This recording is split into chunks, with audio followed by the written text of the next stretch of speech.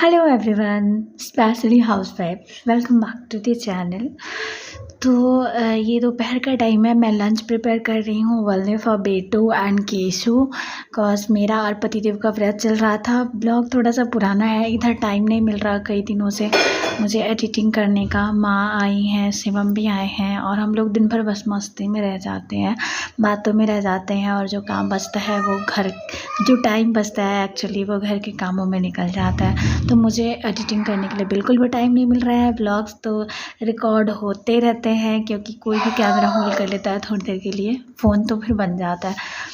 तो ये उस टाइम का टाइम है जब हमारा व्रत चल रहा था, तो अपने लिए कुछ बनाना नहीं होता था। दोपहर में हमारा फलाहार ही होता था, बच्चों के लिए बनाना होता था। तो बहुत थोड़ा सा बोझ कम था सिर पे, क्योंकि स्पेशली जब हस्बैंड जी के लिए कुछ बनाना होता है थोड़ा सा स्ट्रेस लेना पड़ता है, क्योंकि खाने के मामले में वो बहुत ज़्यादा चूज़ी हैं।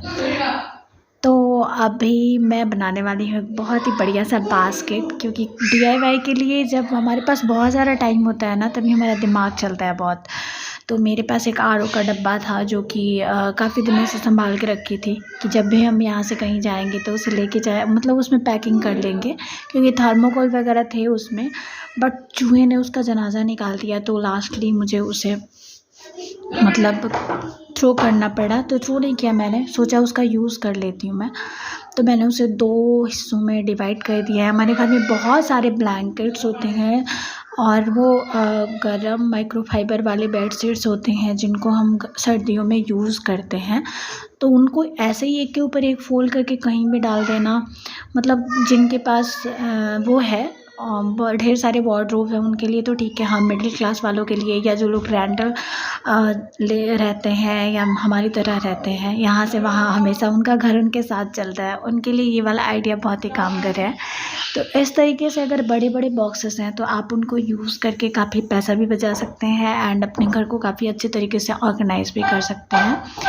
मैं परचेज़ करना चाह रही थी ऐसा बहुत सारा, लेकिन वो बहुत ही कॉस्टली मिल रहा है और उनकी लाइफ लाइन भी आई थिंक इतनी ही होती है, क्योंकि वो भी DIY जैसे ही होते हैं।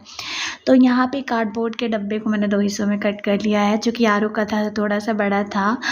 और अब मैं फेविकॉल और पानी का घोल बना करके इस पे इस तरीके से स्प्रेड करूँगी एंड उसके ऊपर कोई भी कपड़ा जो हमारे पास हो, यूज़लेस हो, या कई बार हम चीज़ें यूज़ करते हैं तो उसका बच जाता है, कुछ बना रहे होते हैं, साड़ी वाड़ी भी हमारी ऐसी हो जाती है जो डिस्कार्डेड होती है, तो उसे यूज़ कर लेना है यहाँ पे। तो बेटू की एक फ़्रॉक थी अम्ब्रेला टाइप, जिसका प्रिंट काफ़ी अच्छा था, बट उसने बहुत पहन लिया था और अब वो उसे आ भी नहीं रहा था, थोड़ा छोटा हो गया था। तो अम्ब्रेला फ़्रॉक में बहुत ज़्यादा होता है ना घेर, तो उसमें बहुत सारे कपड़े होते हैं, तो उनको मैंने यूज़ कर लिया है यहाँ पे और बहुत ही खूबसूरत सा एक DIY बास्केट बन के रेडी हो जाएगा हमारा। तो ऑनलाइन ऐसे बहुत सारे मिल रहे हैं, बहुत सुंदर क्यूट दिखने के साथ साथ कॉस्टली भी होते हैं एंड हम जो बना रहे हैं ये क्यूट दिखने के साथ साथ बिल्कुल ज़ीरो कॉस्ट में बन के रेडी हुआ है। तो आप भी बना सकते हैं अगर आपके पास इस तरीके के कार्डबोर्ड हैं। उन्हें स्ट्रॉन्ग होते हैं ये कार्डबोर्ड इस टाइप के, तो उन्हें थ्रो करने में थोड़ा सा मुझे लगता है, क्योंकि अगर हम जुगाड़ से कुछ कर सकते हैं तो फिर पैसे वेस्ट करने का कोई मतलब नहीं बनता। और इसका ये है कि अभी हम बना रहे हैं, यूज़ करेंगे और इसको जब हम डिस्कार्ड करेंगे ना तो हमको अफसोस नहीं होगा कि हाँ चलो फिर हमारे पास आ जाएगा, फिर नया तरीके से कुछ नया बना लेंगे। तो इस तरह से ये चीज़ें चेंज होती रहेंगी टाइम टू टाइम। और यहाँ पे वो फाइनल लुक है जो हमारा बास्केट दोनों बन के हो गया है रेडी। और इसमें मैंने रख दिए हैं मेरे कारपेट और ढेर सारे बेडशीट्स वगैरह, फिर भी इतना स्पेस इसमें बचा हुआ है, मतलब मेरे लिए ये बहुत ही यूज़फुल था। तो आई जस्ट होप कि ये वाला DIY आप लोगों को पसंद आया होगा। एंड अगर आपके घर में का कोई कोना ना इस तरीके के कबाड़ से भरा हुआ है, इससे अच्छा है उसे अच्छे तरीके से यूज़ करके इतना खूबसूरत बना देना कि पता ही नहीं चले कि हाँ ये तो कबाड़ से बना हुआ है, और आपका वो कॉर्नर भी फ्री हो जाएगा जो कबाड़ से भरा है। तो चलिए फिर मिलते हैं एक नए व्लॉग में, फिर मिलते हैं, बाय।